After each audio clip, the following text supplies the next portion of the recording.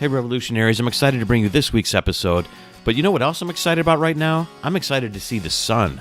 Yeah, it's gorgeous. The sky is blue here and the sun is out in Northeast Ohio. I think winter is finally over and I am really excited about that, and it's Friday morning, so I'm pumped.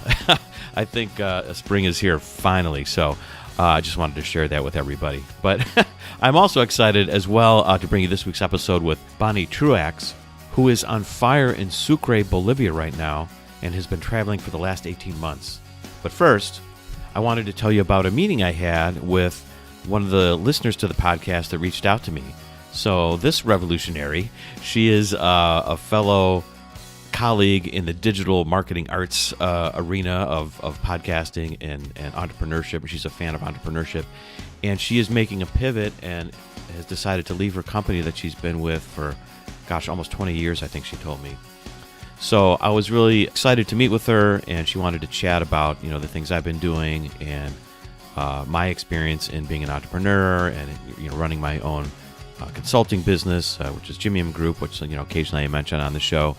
And we just had a great conversation, and it reminded me that, we're all part of this community, all the people that are listening out there, that are part of Jim's Reinvention Revolution podcast, people that comment on the Facebook page, etc. We're all part of the community, and we can all learn from each other.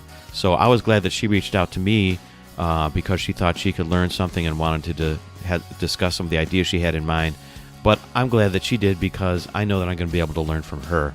And we talked about even collaborating on some things together in the future, perhaps. So again, it was just a great reminder of the community that is forming around the podcast and that we can all help each other.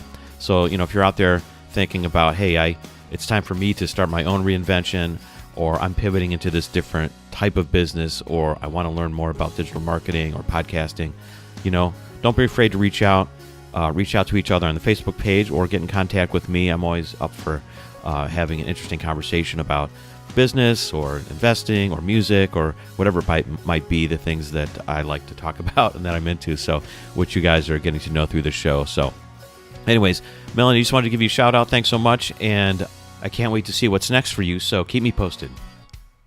And speaking of what's next, let's get to this week's episode with Bonnie Truax, who was broke at 30, coming out of a divorce, realized she needed to go back to school to finish her college degree, but by age 43 was able to retire with her husband, and she's been traveling indefinitely since, exploring Central and South America. And she recently started a blog called 43 Blue Doors, where she shares her travel experiences and her life outside the box, as she calls it. And you got to listen to the episode to hear Bonnie tell you what 43 Blue Doors means. Once you understand that, you'll love the name, and you'll never forget it because it's so inspiring. So let's get to the episode. Welcome to Jim's Reinvention Revolution podcast, the show that explores reinvention in the digital age as it relates to career, creativity, and technology. Stay tuned for interviews with professionals, entrepreneurs, and creatives that have reimagined success and are making a pivot. If you'd like to listen to the entire back catalog, visit jimreinventionrevolution.com for instant access. And now, here's your host, Jim. And I hear your pups back there. You have dogs or something? Yeah, it's impossible to get away from barking dogs in South America. Okay, all right. We'll just make that part of the episode. That's fine. Okay, very cool. All right. Hey, everybody. Hey, this is Jim, and welcome to episode 27 of Jim's Reinvention Revolution podcast. And I'm talking today with Bonnie Truax, and Bonnie has been on fire. She's been on fire for 18 months, literally on fire.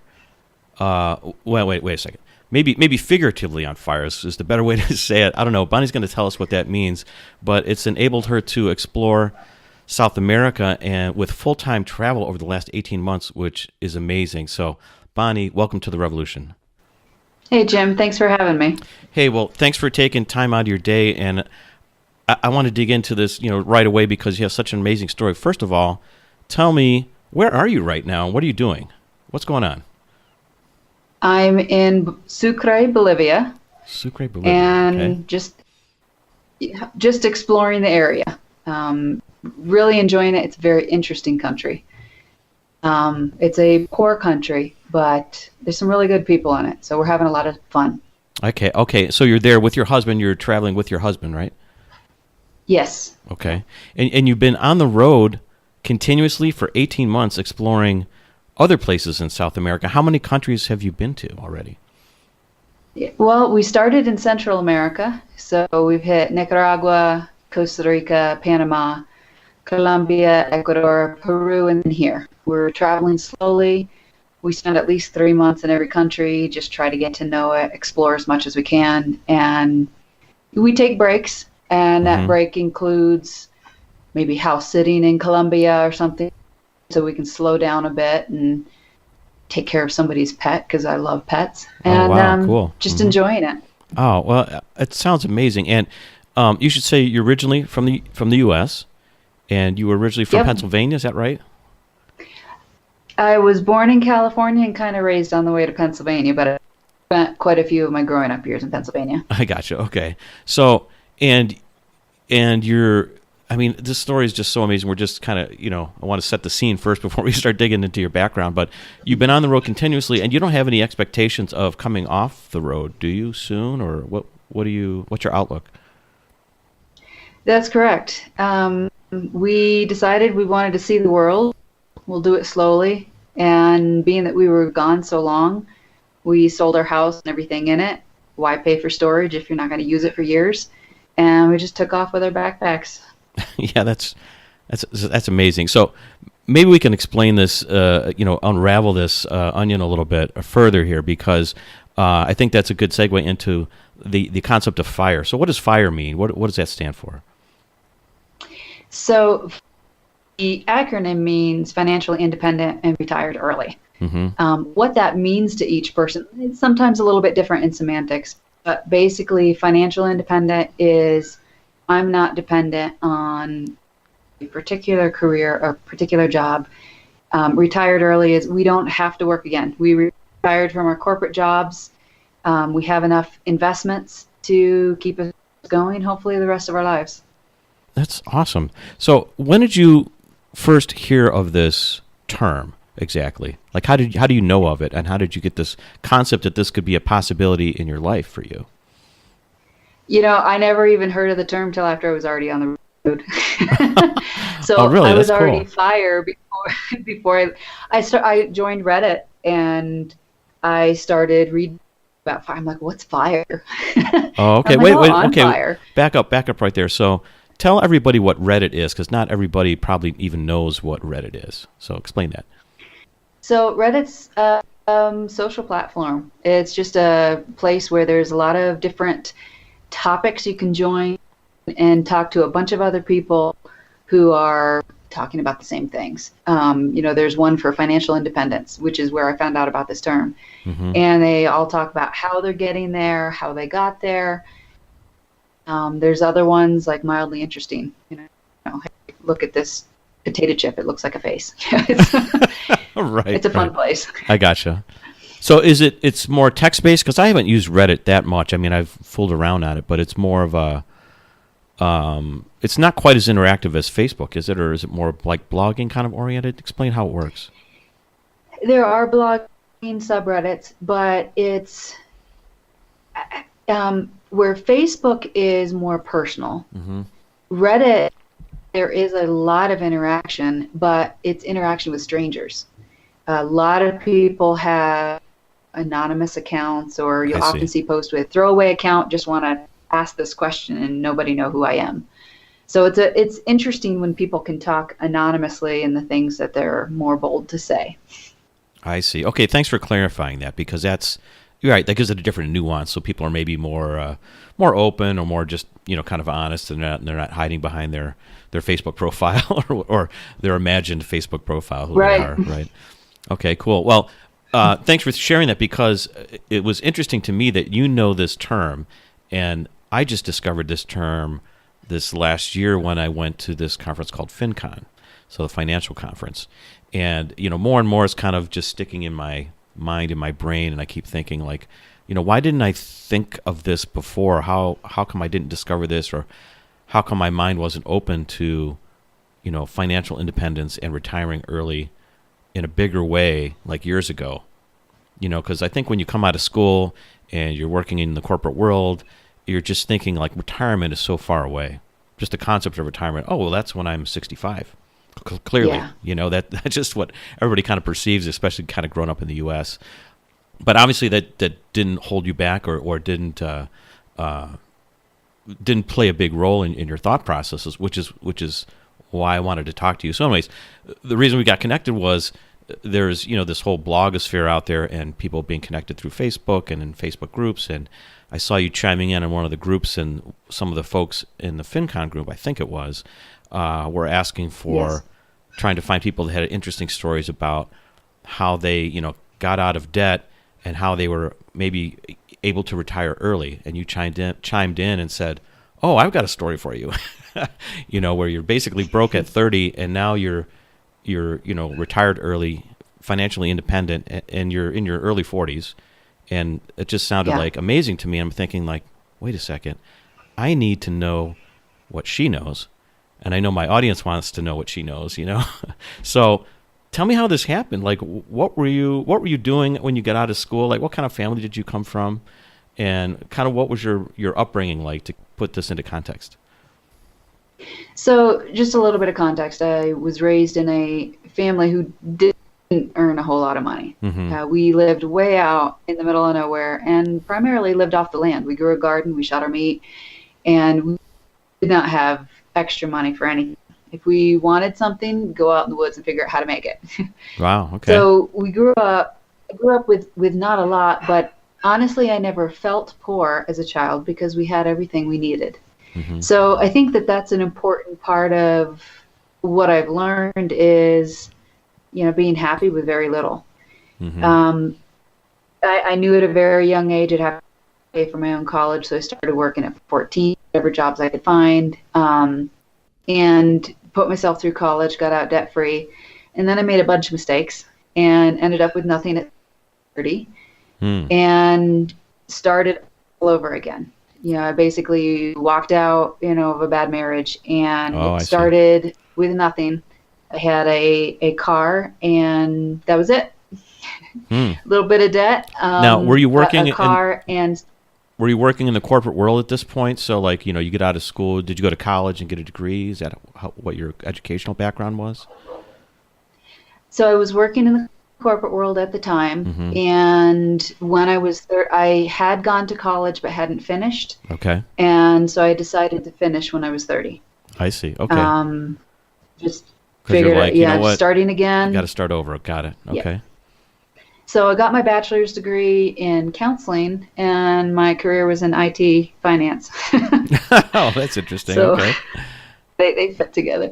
Right. But was that just being expedient to get the degree, or was that a real subject you had a real interest in versus your actual career? Well, I started that degree because I really wanted to help people. Mm-hmm. I, wanted to be able to be a person someone could talk to when they're having a hard time. The reason I finished it at 30, even though I was already starting a career, was just at the beginning levels. Because I was almost done, and I thought it was crazy to not just get the bachelor's degree mm-hmm. when I'm one semester away. Sure. So I wanted to finish it. Did a lot of online classes, things like that, just to get the credits, so I could finish. I gotcha. Yeah, that makes total sense. But at the same time, you're in this sort of financial and technical career. Explain what you were doing exactly. So I actually started with this very large company at the very bottom level. Mm-hmm. At the time, I just needed a job, and I started as an administrative assistant. Mm-hmm. And for this wonderful lady who was very independent. So it was her first financial assistant, and she didn't know what do you have this person do? She was independent.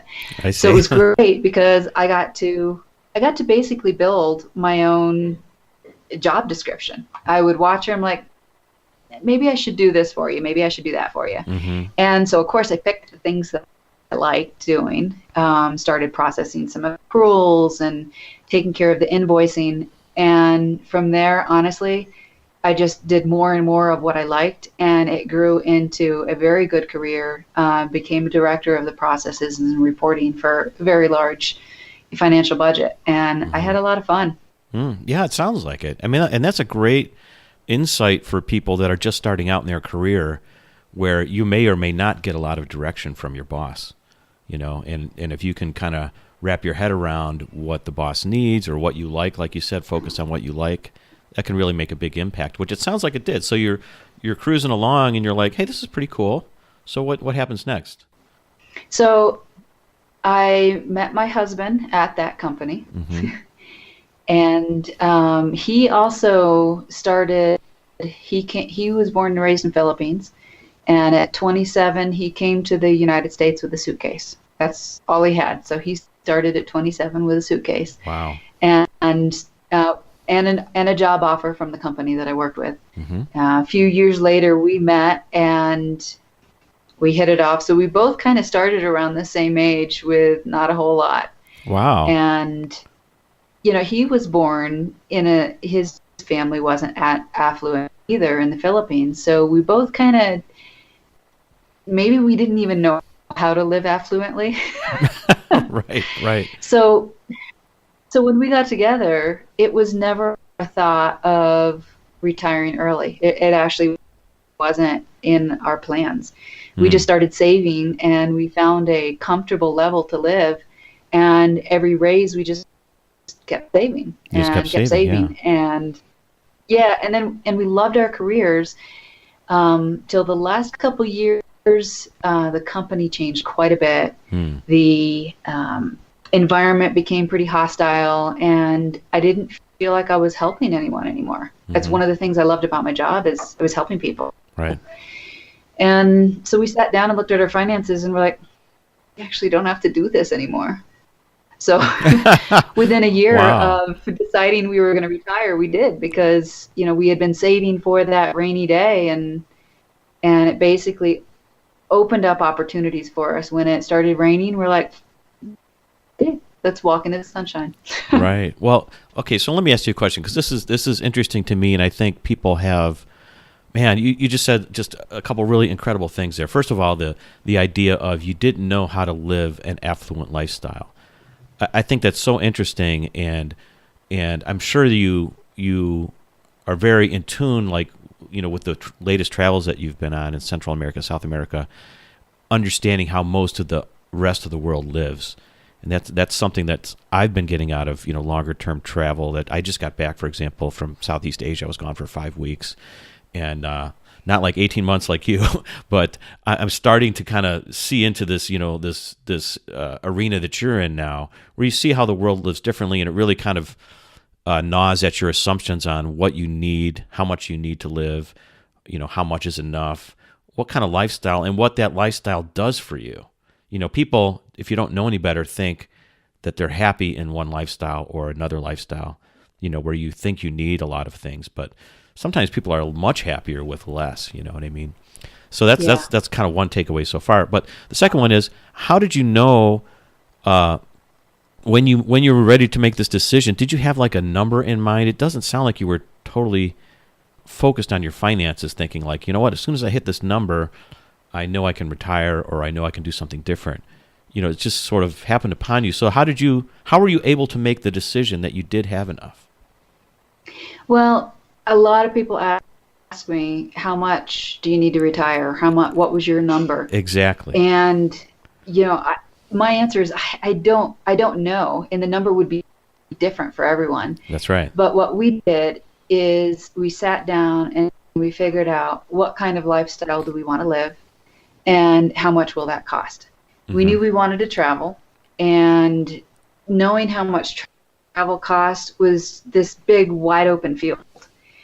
We read quite a few blogs, how they did it, how much it cost them, and we just set a number, say, okay, we're going to see if we can live at least the first 5 years on less than $50 a day. Okay. And how much would we need in savings to sustain that? And all of our 401ks, we looked at those and we're like, well, when we get to the actual retirement age, there's plenty there we'll probably want to live a little bit more than $50 a day at that age. And we might need to, depending on our health. Right. So just kind of look at what do we need between now and actual retirement age when we start pulling out our retirement funds. Okay. And we just kind of said, well, I think this is what it's going to take, and let's try it. And if it doesn't work, we go back to work. We also found a really good fiduciary, a financial advisor, and went to him and kind of wanted that, hey, we're selling everything and leaving our careers. Are we crazy? Right. And he said, no, I think you can do it. So we figure, why not try? I see. Now that financial advisor, is that someone that is actually managing your portfolio now, or was it like a fee-based guy that you kind of consult with from time to time?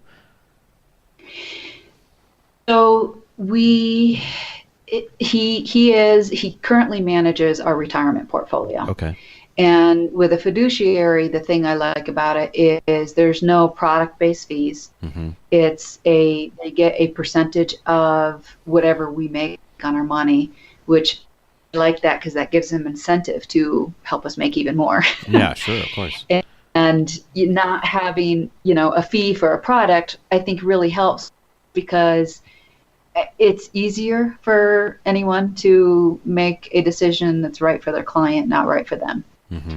And we really like this guy. So we were retiring, and a lot of that was with our company, and we wanted to roll it over out of the company. Right. I don't like having, a corporation between me and my money. Who knows where that corporation will go or what will happen to them. That's right. So, Yep. That's good. That's good advice for anyone right there. I wholeheartedly agree.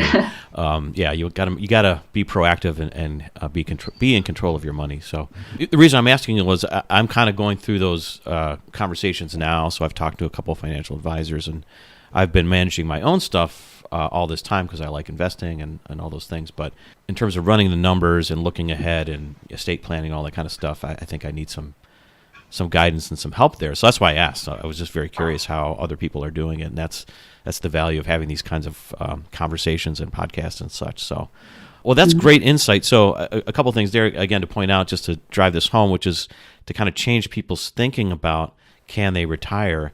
I was thinking all along, for example, well, I can't retire until I see that number that I want to hit in my 401k or in my retirement accounts. I can't retire until I see it. And that's not really the case if you know that chunk of money is still going to grow, and if you can figure out how to replace your income, which I want to talk about here in a second, then you know if you're on the right trajectory that you could potentially retire early. And it sounds like that's what that's kind of how you maneuvered to do this. So do you have replacement income? Do you have any kind of actual revenue coming in even though you're not working? We do. One of the things that we did while we were working is we purchased foreclosed homes. And a lot of people try to do this and they take loans out on it, and that's very risky. I have not purchased any of the Dave Ramsey stuff, but he has a lot of good information. And, he always says 100% of bankruptcies occur on people who've had loans. Right. And so we purchased the foreclosures with cash, and then we'd spend our weekends just fixing it up, and we did all the work ourselves. I see. Thankfully, my husband's brilliant, and he's very handy, and if there was something he didn't know how to do, YouTube was a great teacher. He'd go and find it, and he'd do it. Right. I got you. So we fixed them up and then started renting them out. And before leaving, we hired property managers to take care of that so that we have that income coming in. But I honestly spend maybe 5 minutes a month on having to answer any questions. I see, because you're just paying that management company, and they're to do all the work, taking the bulk of it. I see. Yeah, that's something that I've considered for myself, for example, too. I just haven't gone that far. I own a duplex. I started out doing that, and so I have one rental unit.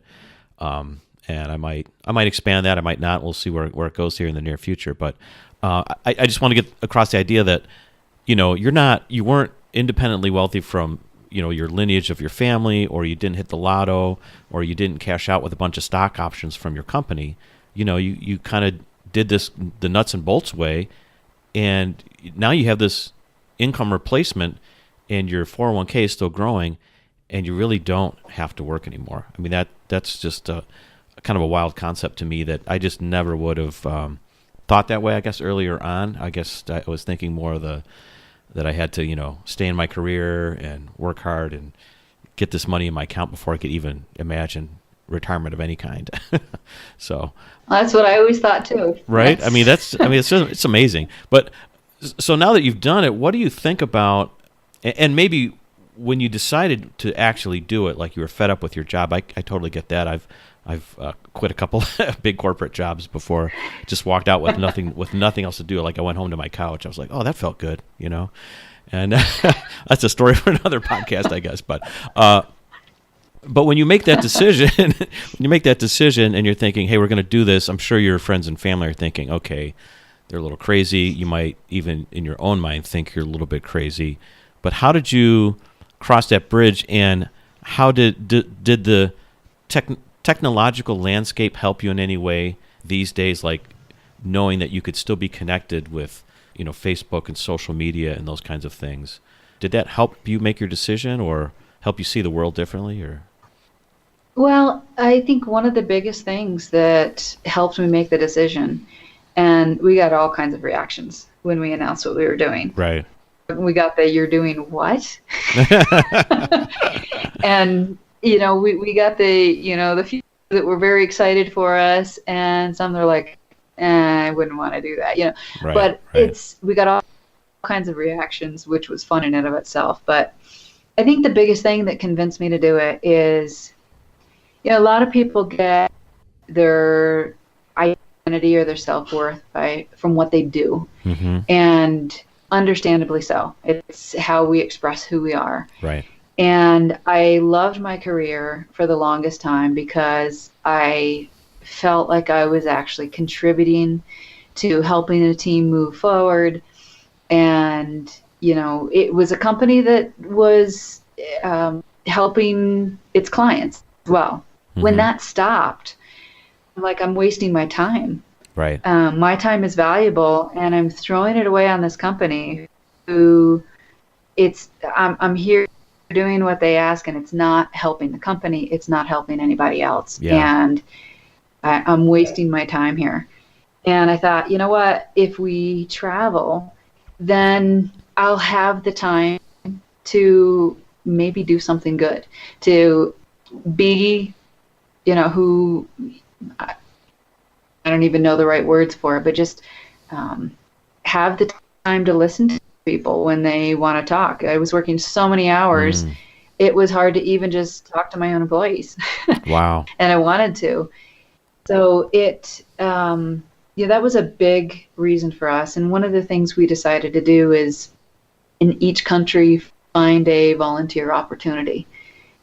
And I love that because... And I think more fulfillment out of it than I'm giving to anybody. Mm-hmm. We'll do a volunteer, and it's a great way to get to know people in the country, to see a different side of life.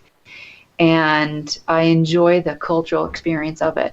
So traveling, it's about learning for us. It's about being able to maybe just give back a little bit, right? Because I wasn't doing that any longer in my corporate job. Right. Yeah. So. You weren't getting that satisfaction or really stroking that part of you that's like, hey, this was one of your loves was like studying psychology and counseling, and you needed to feed that within your own soul, I guess, in a way, right? Yeah. Yeah. Mm-hmm. Yeah. Well, you know what? This idea of volunteering as you're traveling, that's a pretty cool idea. I don't know if I've thought about that much. I've thought about it, volunteering here locally because, I'm changing around what I do, and I have a little bit more time these days to give to the community and give back to people. But I never thought about doing it as I travel. So that's kind of a new spin on it, I guess, for me, or just for people listening out there. If you're thinking about doing more slow types of travel, where you have more time, I think that's a great idea. So now that you've been on the road and probably takes you a while to kind of just reset. I mean, that's a turmoil to go through when you start trying to sell off everything and sell your house and tell your family and friends that you're going to be on the road in a foreign land, and who knows when you're coming back. I mean, this is like a big deal to me. So, and probably for a while, you're sort of like, it's all fun for a few months or whatever, but you're kind of 18 months into it now. And you mentioned to me earlier that you had started blogging kind of along the way.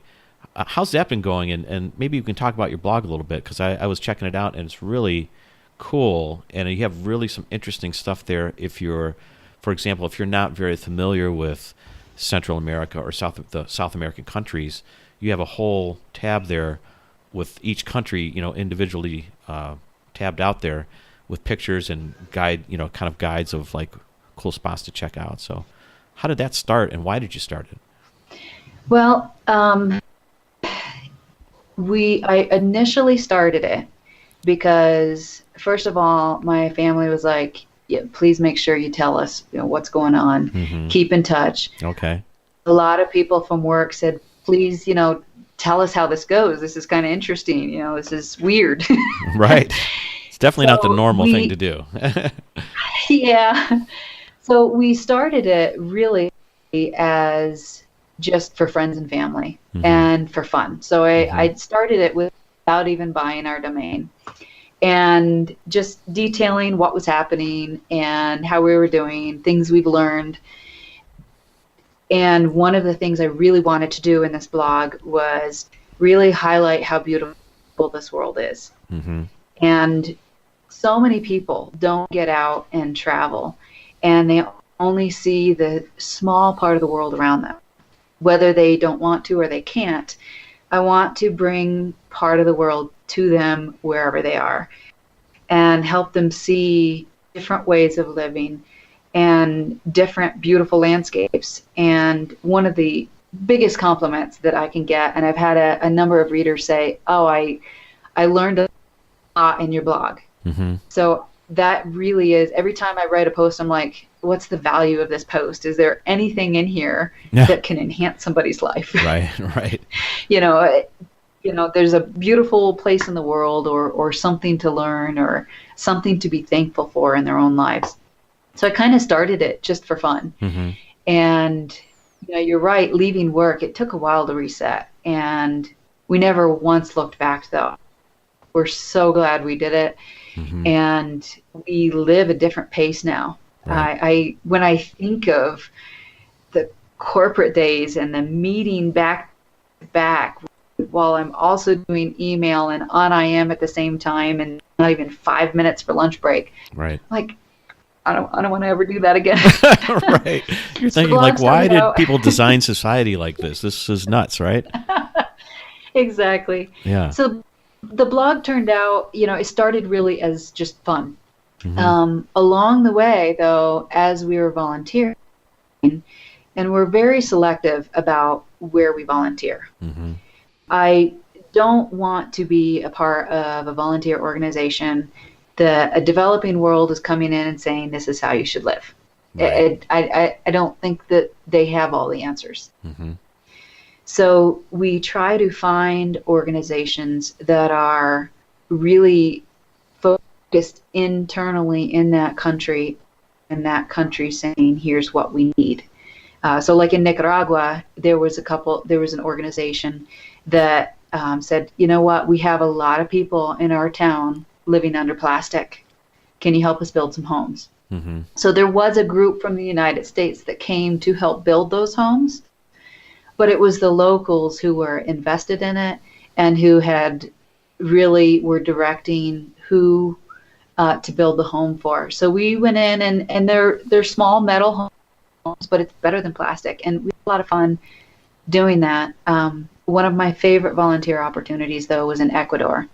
There's a foundation started by Boris, and Boris is from Colombia. Mm-hmm. He was on the streets at 11.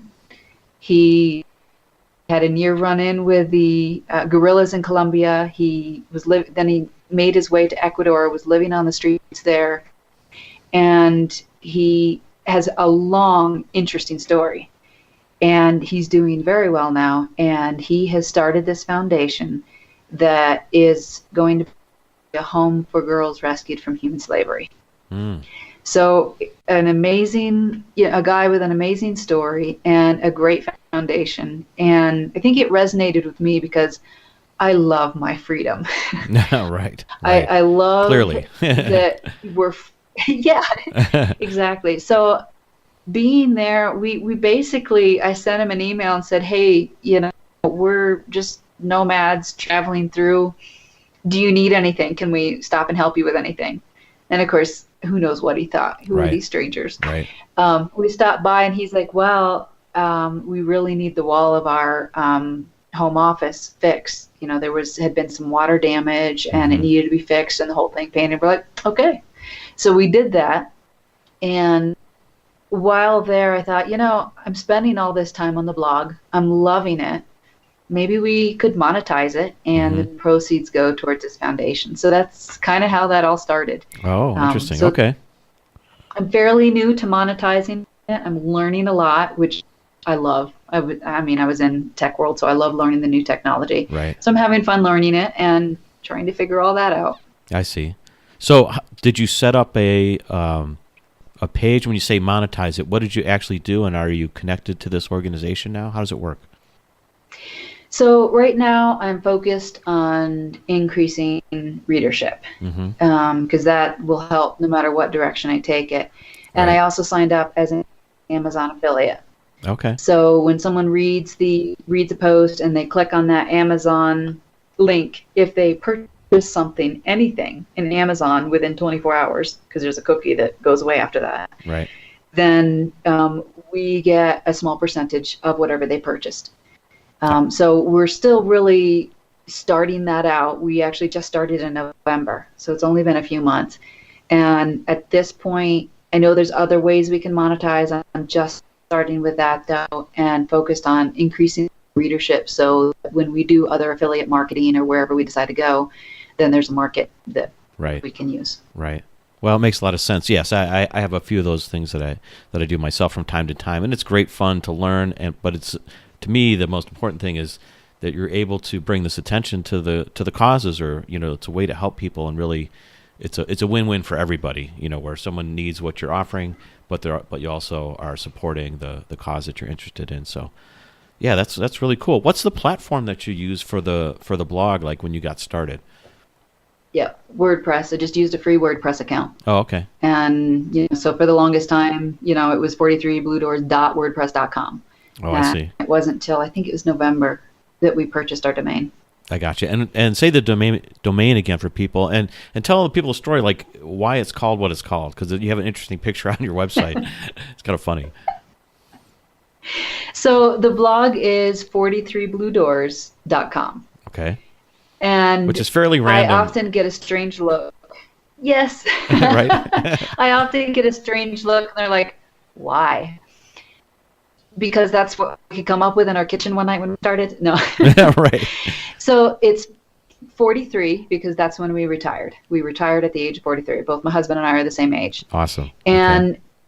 Blue Doors actually has multiple meanings for us. But the original one was, everyone asked, how in the world are you retiring at the age of 43? And Trin always said, Trin's my husband, well, I drive a gold car with a blue door. We didn't spend a lot of money on things that don't appreciate. I had a very old car, a Honda Civic, and I loved that car. It ran great.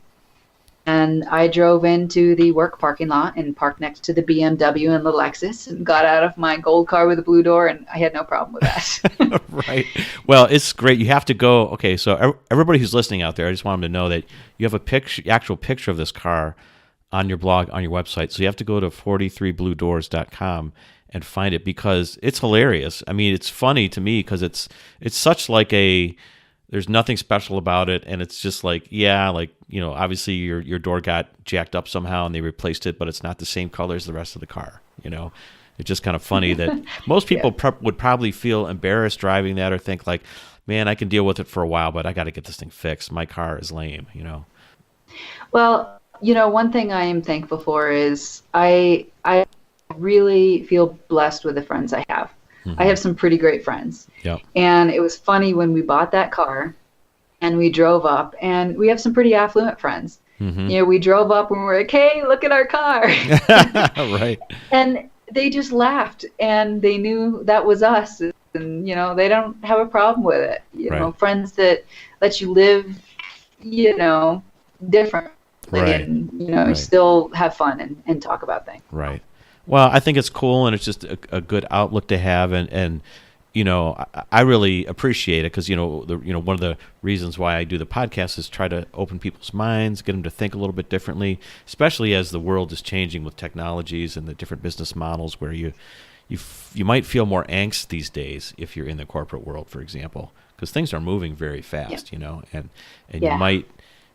I think it really helps to see life from many different sides and figure out how you can fit yourself into it and what's right for you, and that's great having a group of friends that like, hey, that's okay if that's what you're after and who you want to be, no problem, because you don't know exactly who you want to be until you start getting into life and figuring these things out for yourself, right?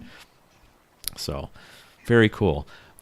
And so now, speaking about like the technology and how you're living now, you had to kind of decide what your budget was, like you mentioned previously, like, hey, maybe $50 a day, etc. I thought it was very interesting. We were talking before about how to get connected for the podcast, and you gave me a phone number, and I was like, oh, okay, I can call it. But at the same time, like in the same sentence, you said, but I don't have a cell phone. And I'm like, wait a second, didn't you just give me a number? You have to have a cell phone. Because everybody has a cell phone. I mean, how do you do your blog and do all this stuff and social media and like just play in the world today, especially when you're traveling? You have to have a cell phone, right? Well, I thought the same thing. And when I talk about us selling everything we had, and some things were harder to get rid of than others, but at the end of the day, it felt like freedom. Honestly, one of the hardest things to get rid of for me was the cell phone number. I'd had that number for years. Everything was connected to it. Like, how do you reset your account? Well, there's a cell phone number. That's right. And when we got on the road, because I kept it for a little while, when we got on the road, we realized we don't really need in these countries. Well, let me say we didn't want to pay the price of cell phone cost in the United States to keep that number. And then we thought, well, maybe we just buy a local card in each country as we go along. Right. And we did that the first two countries, and we realized we don't need a phone number. And there's WhatsApp, and we truly rely on Wi-Fi for everything. So getting rid of that cell phone number really was difficult. I mean, I had to go through every single account and make sure there was another way to reset, because I'm terrible at remembering passwords. And then, the day I got rid of it, I was like, a little nervous about it. Right. Now, a month later, I'm like, I don't need it. And the cell phone or the phone number that I gave you is actually connected to my Google account, my Gmail account. Okay. And I wish I had known before I left. So if anyone else is going to do this, before you get rid of your cell phone number, get a Gmail account, and you can transfer that phone number to your Gmail account so you don't have to disconnect everything. I didn't know that at the time, so I had to get rid of my actual number that I'd had for years. But Gmail can just give you a number. And so calling back to friends and family from the United States, I have multiple ways to do it. I can use this phone number, and it's free over Gmail, over Wi-Fi. I can use Facebook Messenger. You and I are using Skype. None of these are costing me a dime. Right. And we look for places to stay that have Wi-Fi, because being in IT for so long, we are still kind of need our Wi-Fi from time to time. Yeah, you're still geeked out a little bit. Yeah, right. a bit. Yeah. Right. Which is great, because that's just that's what makes your ability to travel and stay on the road, I think, a lot more palatable or probably enjoyable because you know that you can have this connection if there's an emergency or if you need to talk to your family or whatever it might be, that there is this level of safety net that didn't exist years ago, really, very, very much.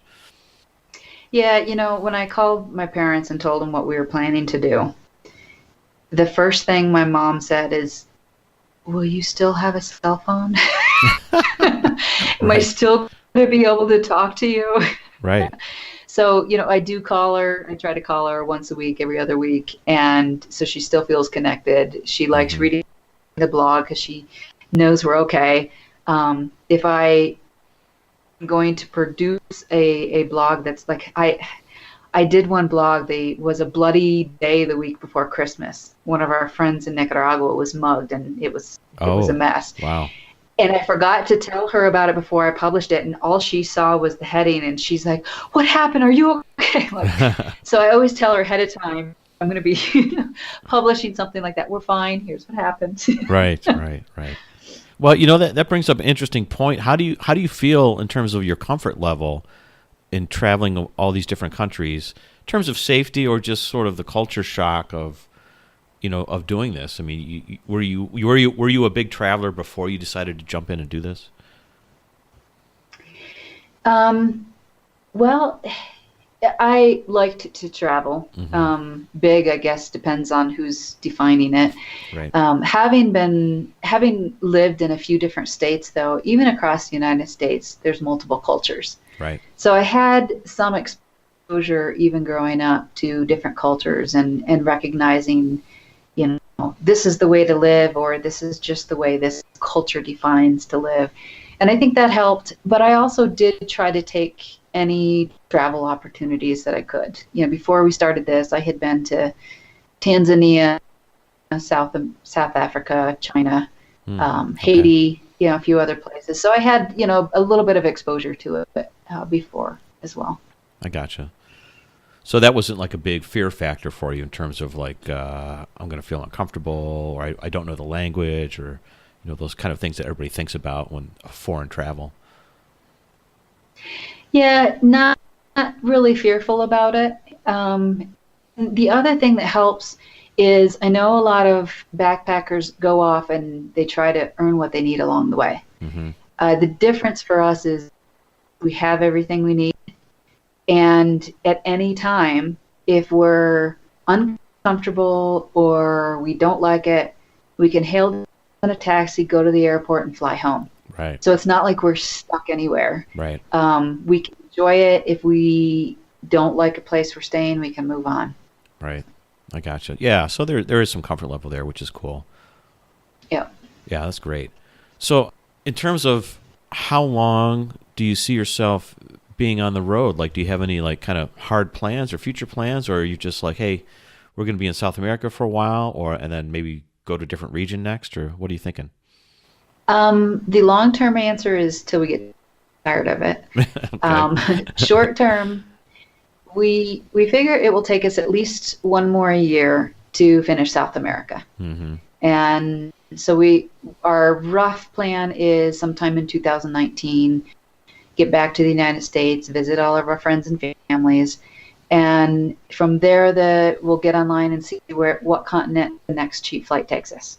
I see. We definitely want to explore Asia, Australia, the UK, Ireland, Iceland. That if we haven't seen it, we want to see it. Right. Yeah. Well, it sounds amazing. So cool. Well, we got a few minutes left here, but before we get out of here, I got a couple questions for you. One is, and especially since your kind of career and you're getting into blogging and the online technologies and such, how do you see the technology aspect of travel, like helping or hindering you? Do you feel like you really need to be connected all the time to the internet or Wi-Fi, or is it good to have a breather? Or, what are the cool things that you've discovered now that you're traveling that technology gives you? Well, there's, a couple different aspects to that. One is, we're not the trailbreakers like eons ago, people who went into a place with not a lot of information and explored it and discovered it. Right. There's so much information online, and we read a lot of other bloggers, a lot of information, a lot of advice that maybe original explorers wouldn't have had access to. They had to learn it on their own. So we try to learn from other people and not make the same mistakes. Yep. So in one aspect, certainly makes it a lot easier, and check out the cool places that somebody else has discovered. We do try to discover some ourselves, but a lot of good information. As far as getting offline, so we just recently went to Torotoro National Park in Bolivia, and it's basically offline. There's a 5-hour drive out to Torotoro. There's one way in and one way out, and there's one store that offers Wi-Fi, and we heard from others that it was very, very slow, so we didn't even bother. Oh. So we were a little over a week without any Wi-Fi, and it was great. It was a beautiful place to explore, dinosaur footprints to walk in. Oh, wow. And so getting offline and off the grid it can be a lot of fun. And of course, then we get back to Wi-Fi, and then we splurge on it. Right, I gotcha. Cool. Well, that's cool that you kind of you have that balance. You kind of take it for the benefits that you can get from it, but sometimes you don't want to look at it. Like sometimes when I travel, I like to kind of just make minimal plans. So I just I'm going to drop in, and I'll have maybe 2 or 3 hotel nights booked wherever I'm going to, but then I just start to discover once I get there, just because it's more interesting to me, more fun for me that way. We actually do that in most places. If we're getting in late, we'll book one night somewhere. Mm-hmm. Sometimes we don't even book anything. We show up and we start walking around and find a place. Right. And once we get there, we decide how long we're staying based on what there is to explore, what we find.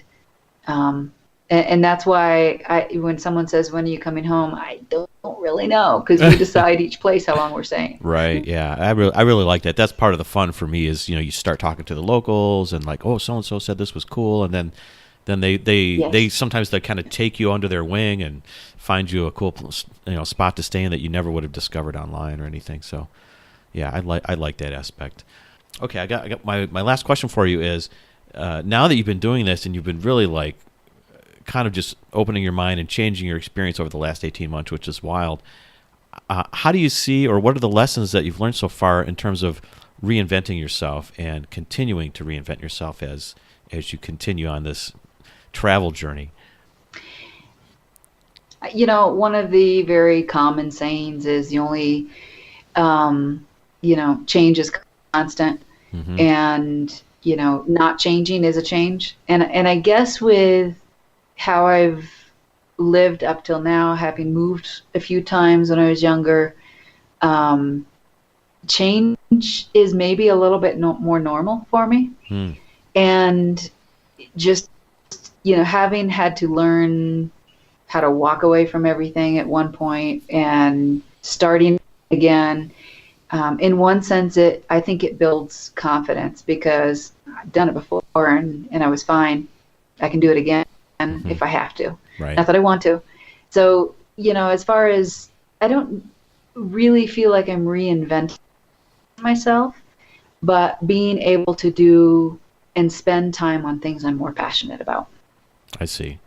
Well, I like that. And one of the things you mentioned to me, in terms of exploring Central and South America in particular, where you kind of were looking at the cultures, you've been able to observe the historical cultures from afar and see what happened to the cultures in history, as people kind of think about, should they reinvent themselves? Should the culture be reinvented, and how they, tend to adapt? It sounds like from an early age, you got this idea that, oh yeah, life is about continual adaptance, right? It's continually dealing with change. And then you see sort of the flip side in some of these cultures that maybe weren't so good at change or weren't so open-minded to reinvention along the way as just, cultures change and the world changes. So I think that's a good lesson for everybody. I just like the way you stated it there, where it's well, I don't really think of it about reinvention, because it's, your mindset is such that it's fluid, and it's an expectation that change will come. Constant change. Yep. Yeah, that's cool. Yeah. Well, Bonnie, thanks so much for being on the show. I really love talking to you and hearing your story. if people are interested in reaching out to you, getting in touch, or supporting the cause on your blog, how do people get in touch with you? Do they just go to the website, or do you have a handle you want to give out? Yeah, they can go to the website, 43bluedoors.com, email 43bluedoors@gmail.com. We also have Facebook, Twitter, Instagram, all of them under 43 Blue Doors. So if you just Google that, you'll find us, 43 Blue Doors. Okay, I'll do that and put as many as I find in the show notes. So you'll be able to find them there at JimJimsReinventionRevolution.com. And Bonnie, thanks again. Really appreciate it. Yeah, well, thanks for having me. Okay, a lot of fun. All right, excellent. Thank you for listening to Jim Jim's Reinvention Revolution podcast. If you want to hear more, join our mailing list at JimJimsReinventionRevolution.com. See you next time, and remember, the revolution has just begun. So dig in, embrace the process of reinvention, and start realizing the success you've always dreamed of.